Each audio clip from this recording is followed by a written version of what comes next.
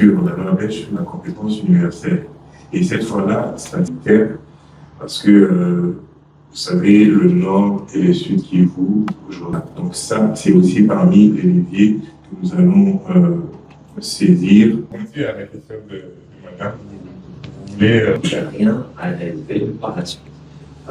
Et donc, Aujourd'hui, nous sommes présentés pour une conférence de presse tenue ici à Bruxelles pour dire non à toutes ces personnes malveillantes qui sont contre la paix en RDC. Un procès est en cours qui aboutira obligatoirement à quelque chose. On ne peut pas se prononcer maintenant, mais il y aura quand même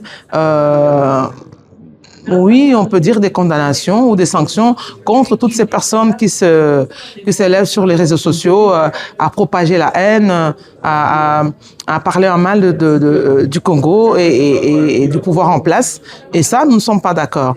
Nous disons que ça doit s'arrêter et que toutes ces choses sont en train d'appuyer le mal qui se passe à l'est de la RDC et nous voulons dire non et dire que au Congo, il existe des génocides. Ces génocides doivent être reconnus officiellement afin que le peuple congolais soit protégé. Puisque c'est un rappel à la justice. Il est chargé de la mobilisation des femmes. Ne vous inquiétez pas. Donc on va vraiment continuer parce qu'on ne paye quasiment rien. FDC et coordinatrice de la Ligue des femmes de l'Union sacrée. Ce qui ne veut pas dire nécessairement que si jamais des condamnés, ce sont les peines qui seront prononcées. L'ASBL, Front Uni pour la République démocratique du Congo, voulait savoir exactement comment réagir face aux personnes qui se retrouvent sur le territoire belge, qui parfois ont le statut de réfugiés politiques et qui s'expriment très librement en faisant des appels à la haine, à la violence et en critiquant de manière malsaine les représentants du pouvoir, non pas pour faire une critique légitime, mais pour pouvoir faire une critique qui est en fait un appel à la haine, à la violence, aux crimes de guerre, et qui soutiennent en réalité un mouvement qui est le M23. Cette manière de procéder, cette manière de travailler pose évidemment problème et constitue des infractions. Servent de moi et ainsi de suite, mais je me demande tout le temps. C'est diaspora.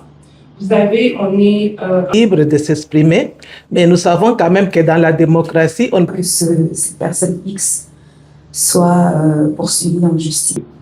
Notez que l'Est de la RDC traverse aujourd'hui. Il a été question de présenter les objectifs du Front Uni, de rappeler le contexte sécuritaire et humanitaire à l'Est de la RDC, mais aussi de parler des différentes actions judiciaires qui ont été initiées ici en Belgique par le Front Uni pour la RDC.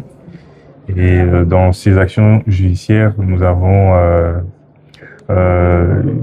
déposé une plainte contre M. Pero Louara et une deuxième plainte, on l'a fait séparément, contre M. Jean-Jacques Mamba pour avoir tenu ici en Belgique des propos qui vont au-delà de la liberté d'expression, des propos qui vont même jusqu'à appeler ou encore à inciter à la commission des infractions pénales dans l'Est de la RDC, disons des infractions pénales internationales dans l'Est de la RDC. Merci beaucoup, Maman Cécile. Alors,